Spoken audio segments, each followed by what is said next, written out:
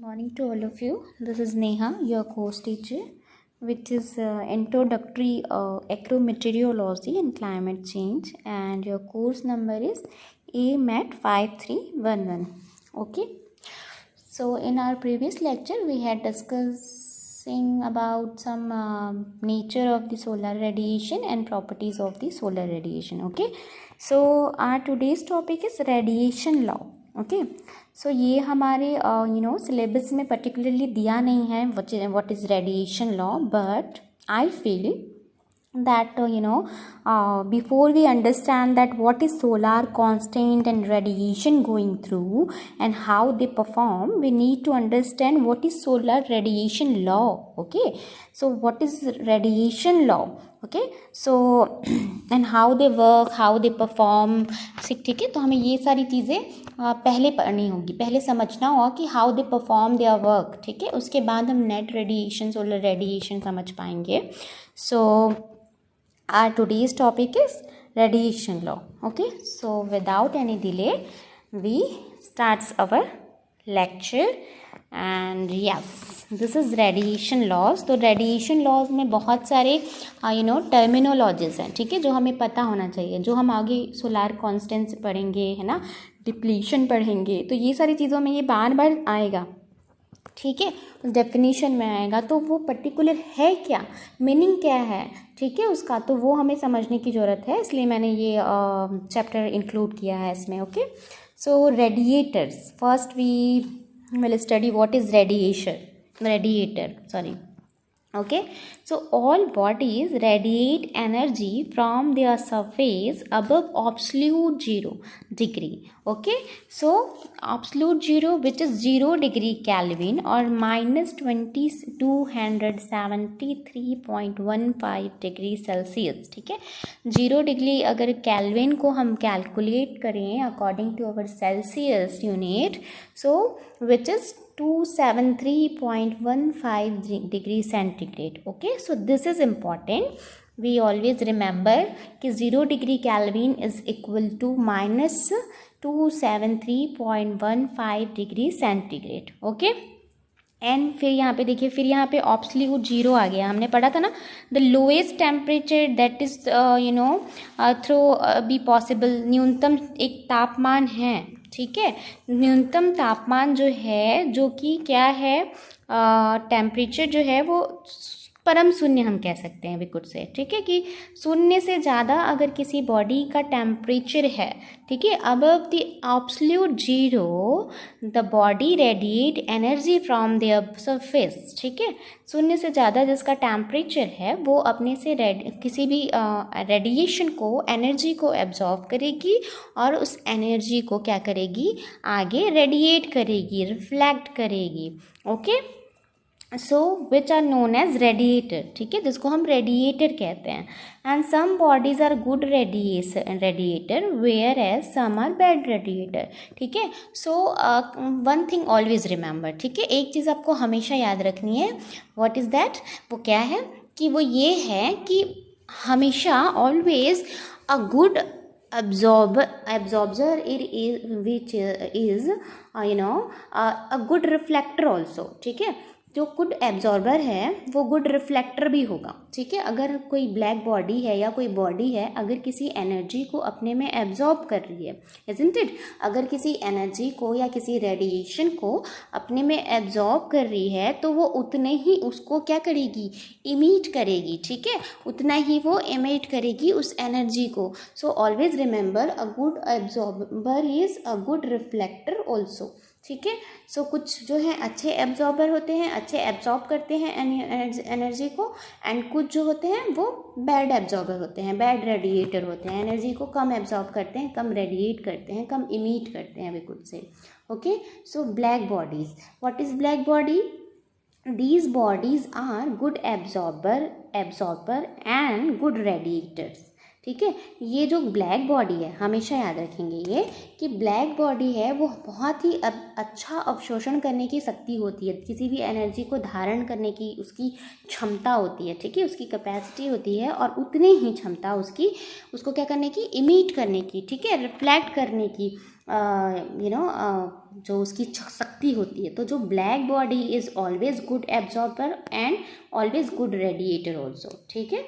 Then if a body at a given temperature emits maximum possible radiation per unit surface area in unit time, then it is called a black body or full radiator. Okay, such body will also absorb all the radiation falling on it. ठीक है, इसका मतलब ये कहना चाह रहा है कि पहले तो ब्लैक बॉडी जो है उसको हम फुल एब्जॉर्बर भी या बोलते हैं या फुल रेडिएटर कहते हैं, ठीक है। So black body is also known as full absorber और फुल रेडिएटर ऑल्सो।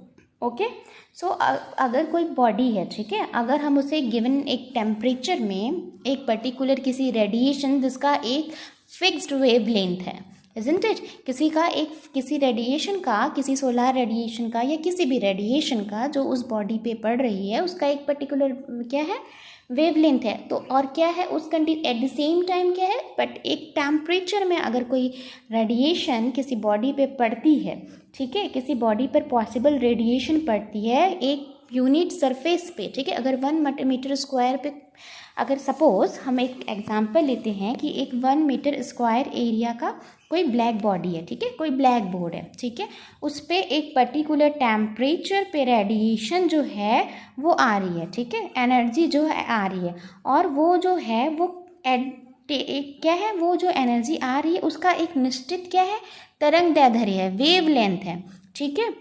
दो वेव्स के बीच के जो डिफरेंसेस होते हैं उसको हम वेव लेंथ बोलते हैं। मैंने टर्मिनोलॉजी में आपको बताया है, तो टर्मिनोलॉजी आपको समझना है इसीलिए क्योंकि वो बार बार हमारे डेफिनेशंस में, हमारे लॉ में आएगा, ठीक है। तो अपना पहला lecture, do watch please our before lecture, वो आप देखेंगे पहला वाला लेक्चर, ताकि आपको समझ आए टर्मिनोलॉजीज।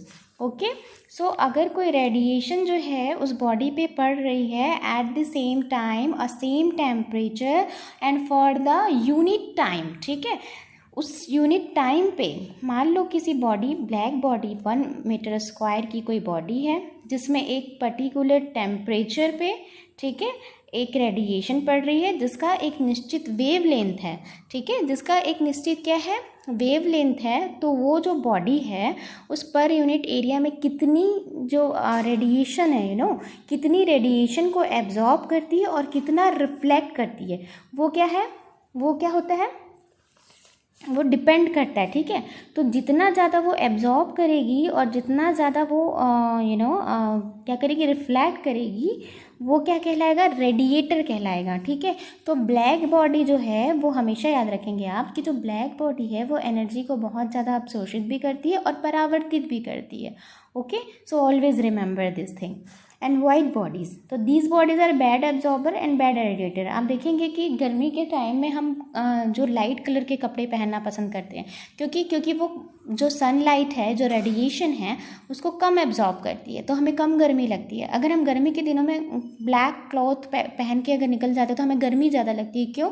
क्योंकि वो ब्लैक बॉडी जो है रेडिएशन को एब्जॉर्ब बहुत ज़्यादा करती है, फिर उतने ही रेडिएशन को वो क्या करती है, ट्रांसमिट करती है, एमिट करती है, ठीक है। तो उस वजह से क्या होता है, बहुत ज़्यादा हमें गर्मी का महसूस होता है। तो इस एग्जाम्पल से आप याद रख सकते हैं। ओके, तो गुड जो वाइट बॉडी होती है, कोई भी वाइट सरफेस होता है, ठीक है, तो वो क्या होता है, बैड एब्जॉर्बर होता है और बैड रेडिएटर भी होता है, ठीक है। तो ये चीज़ हमेशा ध्यान में रखेंगे कि black body is also known as full radiator, ठीक है, क्योंकि वो जितनी भी एनर्जी उस सरफेस पे पड़ रही है सारी एनर्जी को एब्जॉर्ब कर लेता है, ठीक है। उस पर यूनिट सरफेस पे, यूनिट टाइम पे, एक फिक्स्ड टेम्परेचर पे, एक वेव लेंथ का कोई रेडिएशन अगर उसके ऊपर पड़ रहा है तो वो फुल्ली एब्जॉर्ब कर लेगी और फुल्ली ट्रांसमिट भी करेगी। Okay, so this is what black body. Okay, so moving on. Okay, there are some another terminology which we need to know this. Emissivity, ठीक है, emissivity क्या होती है ये हमें समझना है कि it is the ratio of emittance of a given surface at a given wavelength and temperature to the emittance of black body at the same wavelength and temperature. Its values vary between 0 and 1. Okay, सो इसमें ये कहना चाह रहा है this is the ratio, ठीक है, this is the ratio of immittance of given surface, ठीक है। कोई अगर वेव एक गिवन सरफेस पे, ठीक है, एक पर्टिकुलर हमने एरिया दिया है, उस सरफेस पे एक पर्टिकुलर टेम्परेचर में, ठीक है, पर्टिकुलर टाइम के लिए कोई क्या है, एक यूनिक रेडिएशन जो एक निश्चित वेवलेंथ रखता है अपने में, अगर वो पड़ता है, ठीक है, और उतने ही वेवलेंथ और उतने ही टेम्परेचर में, उतने एक यूनिट समय में वो क्या होता है, रिफ्लेक्ट होता है। क्या होता है, रिफ्लेक्ट होता है, ठीक है। तो ये दोनों का जो रेशियो है उसको हम एमिसिविटी कहते हैं, विच इज़ डिनोटेड इन ई, जो ई से हम, स्मॉल ई से हम उसको क्या करते हैं, डिनोट करते हैं, ठीक है। सो ये इसकी जो वैल्यू है वो वेरी कर सकती है, या तो 0 हो सकता है या तो 1 हो सकता है, लेकिन इन दोनों के बीच में ही होगा। ओके, 0 और 1 के बीच में ही होगा वो, या तो 0 होगा या 0.5 होगा, ठीक है, या 0.6 होगा या 1 होगा, ना 1 से ये ज़्यादा होगा और ना ही 0 से कम, 0 से कम यानी माइनस में नहीं पहुँचेगा, ठीक है। And emissivity is always related to E. Okay, तो ये क्या है, रेशियो है, ठीक है, हमेशा ध्यान में रखेंगे। And then we reach absorbivity, ठीक है। तो एब्जॉर्बिविटी क्या है, एब्जॉर्ब करने का रेशियो है, ठीक है। तो it is the ratio of radiant energy absorb to the total radiation, okay, incidence upon it, ठीक है। तो ये जो है एब्जॉर्बिविटी जो है वो एक रेशियो है जिसमें एक रेडिएंट एनर्जी जो है एब्जॉर्ब होती है, कितना, टोटल रेडिएशन जो जितना वो एब्जॉर्ब होगी उतना क्या होगी, वो इंसिडेंट करेगी, क्या करेगी, क्या करेगी, वो एमिट करेगी एनर्जी को, ठीक है। तो ये जो है वो एब्जॉर्बिविटी होता है, ठीक है। तो ब्लैक बॉडी के लिए absorbivity is always denoted to alpha, ठीक है, इसको हम अल्फ़ा से डिनोट करते हैं। तो जहाँ पे आपका अल्फ़ा लग रहा है हमारे मीटेरियोलॉजी सेशन पे, तो आप समझना कि वो एब्जॉर्बिविटी है, ठीक है। जहाँ पे ई लग रहा है, ठीक है, इटालियन ई का सिंबल जहाँ पे लग रहा है वो एमिसिविटी है, ठीक है। तो जो एब्जॉर्बिविटी जो है वो ब्लैक बॉडी के लिए क्या होता है, alpha is equal to E which is 1.01 and 0। And for white body के लिए जो अल्फ़ा जो है और जो एब्जॉर्बिविटी है, ये दो है वो 0 ही होती है उसकी वैल्यू, ठीक है। लेकिन ब्लैक बॉडी में क्या है, वो गुड रेडिएटर है, ठीक है, फुल रेडिएटर है, तो वो जो है वो दोनों जो है वो इक्वल होते हैं, जो 1 के बराबर होते हैं, ठीक है, 1 के बराबर होते हैं। और वाइट बॉडी में ये चीज़ 0 होते हैं। So always remember. Then radiation flux density, ठीक है। सो देखते हैं हम रेडिएशन फ्लक्स डेंसिटी क्या होता है। So it is the amount of radiation received over a unit surface area in a unit time, ठीक है। तो ये क्या है, किसी भी बॉडी पे, ठीक है, किसी भी बॉडी पे एनर्जी या फिर रेडिएशन का अमाउंट है जो उस बॉडी के एक पर्टिकुलर सरफेस एरिया पे जो है एक निश्चित समय के लिए दिया गया हो, ठीक है। तो वो जो है वो रेडिएशन फ्लक्स डेंसिटी होती है। सपोज़ अगर हम कोई ब्लैक कलर का ग्लास है, ठीक है, हमने ब्लैक ग्लास को ब्लैक कलर से पेंट कर दिया, ठीक है। अब वो ग्लास जो है 1 मीटर स्क्वायर एरिया रखता है अपने में, ठीक है। अब उसमें जितनी भी एनर्जी या रेडिएशन पड़ रहा है, ठीक है, अगर हम देखते हैं कि 1 मिनट में इसमें हम रेडिएशन डालेंगे या हम इसे धूप में रख देंगे, ठीक है, या ऐसे हम सनलाइट के नीचे रख देंगे, और तो वो उस 1 मिनट में वो जितनी एनर्जी को अपने में एब्जॉर्ब करेगा, isn't it? वो जितनी एनर्जी को अपने में एब्जॉर्ब करेगा उस एनर्जी को हम बोल सकते हैं रेडिएशन फ्लक्स डेंसिटी, ठीक है, कि उसका रेडिएशन को धारण करने का घनत्व, उसका घनत्व कितना है, ओके। सो ये जो होता है वो रेडिएशन फ्लक्स डेंसिटी कहलाता है, okay. Then moving on, reflexivity, ठीक है। तो रिफ्लेक्टिविटी से हमें समझ आ रहा है कि रिफ्लेक्ट करने की क्षमता, ठीक है। तो it is defined as the ratio of radiant energy reflected to the total energy incidence upon the surface, ठीक है। ये एक रेशियो है कि इसका रेशियो है एक रेडिएंट एनर्जी का जो रिफ्लेक्ट हो रही है, ठीक है। तो ये किसका रेशियो है, जितनी एनर्जी, हम इसको अगर लिखना चाहें तो कैसे लिखेंगे, जितनी एनर्जी इसने अपने में धारण की, ठीक है।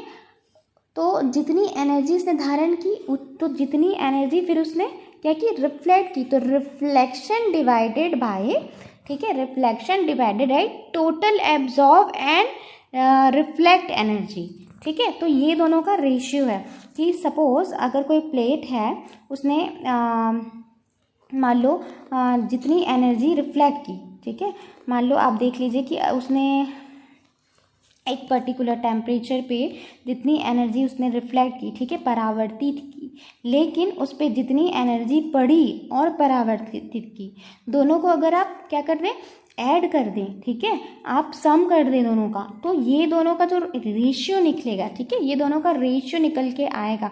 सपोज सपोज 2/4 अगर हम करते हैं, 2/4 करते हैं कि 2 mm का एनर्जी उसने रिफ्लेक्ट किया है और 4 mm का जो एनर्जी है उसके में पड़ा है, ठीक है, तो 1/4 1/2 हो जाएगा। इसको हम सॉल्व करेंगे तो ओके। तो ये जो रेशियो निकला 1/1:2 का जो रेशियो निकला उसको हम रिफ्लेक्टिविटी कहते हैं, ठीक है, और which is always denoted to R, small R, ठीक है। So always remember. Then transmissivity, ठीक है, transmissivity is always denoted to small T, ठीक है। तो ये सारा जो डिनोट करने का है, उसको शो करने का जो सिंबल है वो आपको याद होना चाहिए, ठीक है। तो क्योंकि ये एग्जाम्स में पूछेगा कि कभी शॉर्ट नोट्स में आ गया या कहीं पे आपको यूज़ करना है या फिर कहीं पे टी बस लिख दिया, तो आपको वो फार्मूला से समझ में आ जाना चाहिए कि small T is transmissivity and reflectivity is small और आर, ठीक है। So these are the symbol of that particular terminologies.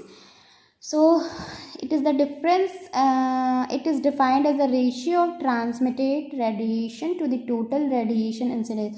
Same है, ये किसका रेडिएशन है कि टोटल रेडिएशन जितना उसने एब्जॉर्ब किया है पर्टिकुलर सरफेस पे और जितना रिफ्लेक्ट किया है, ठीक है, ट्रांसमिट किया है या इमिट किया है, निकाला है अपने से बाहर, ठीक है, चाहे वो कितना भी निकाला हो सकता है उसने जितना एब्जॉर्ब किया उतना वो रिफ्लेक्ट नहीं कर पा रहा है, कुछ चीज़ें वो क्या कर रहा है, धारण कर ले रहा है, ठीक है, कुछ ही एनर्जी वहाँ से रिफ्लेक्ट हो पा रही है। तो जितना भी रिफ्लेक्ट हो पा रही है वो एनर्जी और जितना टोटल उन्होंने एब्जॉर्ब की है वो एनर्जी, ठीक है, उन दोनों का जो रेशियो है उसको हम ट्रांसमिसिविटी कहते हैं, जिसको हम टी से डिनोट करते हैं। और जो हमेशा, ठीक है, जो हमेशा क्या होता है, the sum of absorptivity and reflectivity and transmissivity is equal to unity, मतलब 1, ठीक है। सो ऑलवेज ये remember A + R + T is equal to 1, ठीक है। तो अगर मान लो ट्रांसमिसिविटी अगर 1 है, ठीक है, अगर ट्रांसमिसिविटी का वैल्यू 1 आ गया है तो जो हमारा A और R है जो कि रिफ्लेक्टिविटी और एब्जॉर्बिविटी है, ठीक है, वो हमेशा 0 रहेगा, ठीक है। अगर किसी भी एक की वैल्यू, मतलब तीनों को कंबाइनली मिला के 1 आना चाहिए, 1 से ज़्यादा नहीं होना चाहिए, ठीक है। तो अगर किसी एक की वैल्यू 1 आ रही है मतलब वो दोनों की वैल्यू जो रिमेनिंग है उनके दोनों की वैल्यू 0 होगी, ठीक है। या सबकी वैल्यू को आप पार्ट में डिवाइड कर दी, किसी की 0.5 आ रही है, किसी की 0.2 आ रही है, ठीक है, फिर किसी की 0.3 आ रही है, तो उसके हिसाब से जब आप ऐड करेंगे, सम करेंगे, तो वो हमेशा 1 होगा, ठीक है, 1 से ज़्यादा कभी नहीं होगा। तो ये हमेशा याद रखेंगे, the sum of absorptivity, reflectivity and transmissivity is always equal to 1, ठीक है। Thus the absorptivity, reflectivity and transmissivity each of these is less than 1 or equal to unity, ठीक है। या तो अगर वो 1 से कम होंगे या तो 1 के बराबर होंगे, 1 से ज़्यादा नहीं हो सकते, ठीक है। यानी किसी की वैल्यू हो सकती है कम रहे, सबको सब में हम ऐड करें, सम करें सबका तो 1 आए, ठीक है। या किसी एक की वैल्यू 1 है तो बाकी के 2 बचे जो हैं उनकी वैल्यू जो है वो 0 हो जाएगी। Okay, you got it. Okay, then we reach Kirchhoff law, ठीक है। हमें किरचॉफ लॉ ही समझना है क्योंकि सारे जो सोलर रेडिएशन पे हम जो आगे बढ़ेंगे, ठीक है, वो इस लॉ पे काम करती है कि एनर्जी हमने कितना धारण किया, कितना परावर्तन किया, कितनी एनर्जी उस पर्टिकुलर यूनिट सरफेस ने हमें प्रोवाइड हुई और कितना वेवलेंथ था। तो ये सारी चीज़ें हमें सिर्फ इसलिए समझनी है, ये हमारे किरचॉफ लॉ को समझने का हमारा मकसद ही यही है, ठीक है। हमारा एम ही यही है कि हम आगे जो पढ़ें सोलर रेडिएशन के बारे में तो उसको अच्छे से समझ सकें, ठीक है। सो एनी ग्रे ऑब्जेक्ट, ठीक है, which is not fully black, ठीक है। सो उसको हम ग्रे ऑब्जेक्ट कह सकते हैं other than a perfect black body, ठीक है। अगर परफेक्ट ब्लैक बॉडी नहीं है तो any grey object which receives radiation dispossess of a part of it in reflection and transmission, ठीक है। तो ऐसा कोई भी ग्रे ऑब्जेक्ट है जो फुल्ली क्या है, ब्लैक नहीं है, ठीक है, क्योंकि फुल्ली जो ब्लैक बॉडी है वो क्या है, गुड रेडिएटर है या फुल्ली रेडिएटर है भी कुछ से, ठीक है, हमने पढ़ा ना ये। सो जो भी ग्रे बॉडी है, ऑब्जेक्ट है अगर कोई, वो अगर किसी एनर्जी को रिसीव करती है, किसी रेडिएशन को रिसीव करती है और उसके पार्ट को डिस्पोज करती है, उसके बाद उसको रिफ्लेक्ट करती है, ट्रांसमिट करती है, ठीक है। मतलब रिफ्लेक्ट, जैसे देखिए अगर हमें कोई वस्तु काली नज़र आ रही है या कोई नीली कलर की वस्तु है, ब्लू, ठीक है, कोई ब्लू ऑब्जेक्ट है, हमें ब्लू क्यों नज़र आ रहा है, क्योंकि जो एनर्जी है, जो रेडिएशन है उस ब्लू ऑब्जेक्ट पे पड़ रही है, ठीक है। तो ब्लू ऑब्जेक्ट का एक पर्टिकुलर वेवलेंथ है, ठीक है, तो उस ऑब्जेक्ट से फिर वो एनर्जी क्या हो रही है, रिफ्लेक्ट हो रही है और हमारी आँखों तक पहुंच रही है और हमारा आई जो है उस एनर्जी को डिटेक्ट कर ले रहा है, उस पर्टिकुलर जो वेवलेंथ है उसको डिटेक्ट कर ले रहा है और तब हमें समझ आ रहा है कि दिस कलर इज़ ब्लू, ठीक है, इसको ऐसे समझ सकते हैं। सो यही कहना चाह रहा है कि डिस्पोज करेगी और जितना रिफ्लेक्ट करेगी वो ट्रांसमिट करेगी, ये किरचॉफ लॉ ने बताया है, ठीक है। तो अगर हम इसे समझें तो ऐसे ही समझेंगे कि अगर कोई ब्लैक बॉडी जो है, ठीक है, ब्लैक बॉडी जनरली जो रेडिएशन रिफ्लेक्ट करती है ना वो इंफ्रारेड होती है, ठीक है, इंफ्रारेज होती है। सो इंफ्रारेज जो होती है, जो भी इंफ्रारेज किरणें जो होती है वो क्या होती है, कलरलेस होती है, ठीक है, उनका कोई कलर नहीं होता, वो कलरलेस होती है, ठीक है, उसका तो वो हमारी आँखों तक पहुँचती है, फिर हमारा आँख मतलब वो उस बॉडी से क्या हुई, एब्जॉर्ब हुई, उस बॉडी में एब्जॉर्ब से क्या हुई, रिलीज़ हुई, ओके, समझना, रिलीज़ हुई, वो रिलीज़ हुई और क्या हुई, हमारी आँखों तक पहुँची, हमारी आँखों में ऐसा सिस्टम बना हुआ है जिसने उसे डिटेक्ट किया, ठीक है, फिर वो हमारे आँख से क्या हुई, ट्रांसमिट हुई, ओके, ट्रांसमिट होके उस पर्टिकुलर ब्लैक बॉडी पे पड़ी और हमारे माइंड ने उसको समझ लिया कि वाह दिस इज़ ब्लैक बॉडी, ठीक है। तो ये इस सिस्टम पे किरचॉफ लॉ जो है वो काम करता है। So the absorptivity, reflectivity and transmissivity are each less than or equal to unity, ठीक है, ये किरचॉफ ने बोला, ये किरचॉफ का क्या है, स्टेटमेंट है, ठीक है। ये किरचॉफ जो साइंटिस्ट हैं उनका ये लॉ है कि that absorptivity, reflectivity and transmissivity are each less than or equal to unity यानी 1, ठीक है, या तो ये 1 के बराबर होंगे या 1 से कम होंगे, लेकिन 1 से ज़्यादा नहीं हो सकते या माइनस में नहीं जा सकते, ठीक है। ये स्टेटमेंट किन्होंने दिया, किरचॉफ लॉ ने दिया, ठीक है। Then Kirchhoff law states that the absorptivity which is denoted by A of a substances of radiation of a specific wavelength is equal to its emissivity of the same wavelength and it is given by the following equation, ठीक है, जो मैंने अभी आपको example दे के समझाया कि अगर किसी कलर को हम पहचान रहे हैं, अगर हम कोई ब्लू कलर का ऑब्जेक्ट देखते हैं एंड हम उसे समझते हैं कि ये ब्लू कलर है, क्यों समझते हैं, क्योंकि कोई रेडिएशन उस ब्लू कलर के ऑब्जेक्ट में पड़ी which is absorptivity, then reflect हुई, ठीक है, विच इज़ रिफ्लेक्टिविटी, ठीक है। सो वो रिफ्लेक्ट होकर हमारी आँखों में पड़ी जिसका एक पर्टिकुलर क्या है, वेवलेंथ है, देन वे ट्रांसमिट, ठीक है, फिर वो हमारे आँखों से क्या हुई, फिर से ट्रांसमिट हुई, which is called transmissivity, okay. सो वो ट्रांसमिट होके फिर उस बॉडी पे पड़ी और हमारी आँख ने उसे डिटेक्ट किया कि this is blue colour object, ठीक है। तो किरचॉफ ने ये स्टेटमेंट दिया कि इनकी वैल्यू है, इन तीनों का अगर हम सम करेंगे तो 1 होगा, 1 से कभी भी ये ज़्यादा नहीं होता, तो they are equal to 1, okay. So Kirchhoff ने ये चीज़ दिया, जो एक किसी भी जो भी हमें बॉडी, जो भी कलर्स हमें हमारे आसपास, जो भी हमें अपने नेचर में दिखाई पड़ते हैं वो इसी लॉ पे काम करते हैं, ठीक है। हम अगर अपनी चीज़ों को हम समझ पाते हैं कि this is black colour, this is blue colour, this is yellow colour, तो इस पर्टिकुलर कलर का क्या होता है, एक वेवलेंथ होता है, ठीक है। तो वो वेवलेंथ जो है उसमें एब्जॉर्प्शन, रिफ्लेक्टिविटी, ट्रांसमिसिविटी, ये तीनों जो प्रक्रियाएं हैं वो वो होती है जो कि किरचॉफ ने दिया है और फिर हमारा आइज़ जो है उसे डिटेक्ट कर पाता है, ठीक है। तो ये चीज़ आपको समझना है। और ये जो इक्वेशन है वो किरचॉफ ने दिया है, A=E, ठीक है। तो हम इसको कह सकते हैं कि λ=λ, ठीक है। जो उल्टा y दिख रहा है which is also called lambda, ठीक है, वो लैम्डा का सिंबल है, तो A=E हम कह सकते हैं। ओके, तो ये था आज का लेक्चर जिसमें हमने कैसा होता है एब्जॉर्प्टिविटी, ट्रांसमिसिविटी और रिफ्लेक्टिविटी, ये हमने समझा, ठीक है। तो ये हमें समझना ही था, क्योंकि फिर क्या रेडिएशन फ्लक्स डेंसिटी क्या होता है कि वो भी एक रेशियो है भाई, कि जितना कोई बॉडी है वो जो एब्जॉर्ब कर रहा है, कितना वो अपने में धारण कर पा रहा है, वो उसका रेडिएशन फ्लक्स डेंसिटी उसका वो उतना घनत्व है, ठीक है। तो ये सारी चीज़ें हमें आज समझी, ठीक है। तो ये सारी जो टर्मिनोलॉजीज है वो आपको समझना है, ध्यान में रखेंगे और हमेशा याद रखेंगे, ठीक है। So this all are need to remember this. Okay, so आज के लिए बस इतना ही, एंड नेक्स्ट लेक्चर में हम अपना नेक्स्ट टॉपिक स्टडी करेंगे। Okay, so till then be safe, take care, thank you very much.